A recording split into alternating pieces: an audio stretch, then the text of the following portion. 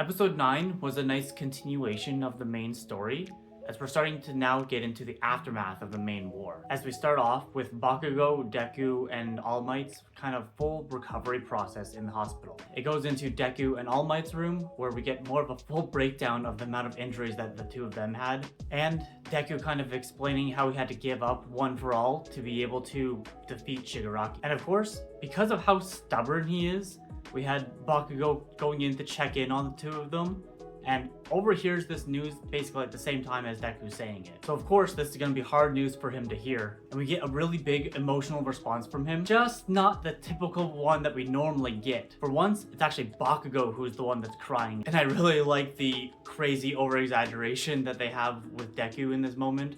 With Bakugo crying, his face just goes so out there and like points out the fact that there's tears coming from his face. It's so funny to see the kind of complete contrast that the two of them are so just opposite in this moment. And then we get to a few months later by going into the third year's graduation ceremony. And of course, it's not going to be something just like a regular ceremony of just handing out diplomas, which obviously still happens. But because we have, of course, President Mike still around, he's going to turn it into a wicked party.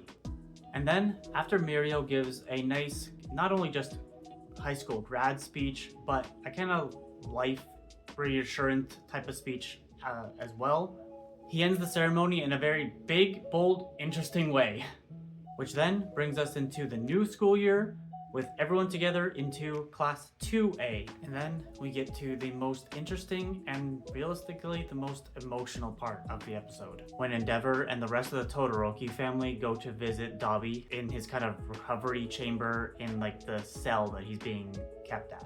We get Endeavor kind of going over how he's now officially retiring as being a hero, and more of a breakdown of how he feels regret over what he did to Toya and, realistically, his whole family. He knows he can't change anything that happened in the past, but he's hoping to at least improve the future by kind of showing up at the prison every day to kind of help support Toya. And this interaction is pretty much where the episode ends, and that's how it kind of transitions into the end of this episode, so we can get more of the kind of aftermath story in the next one.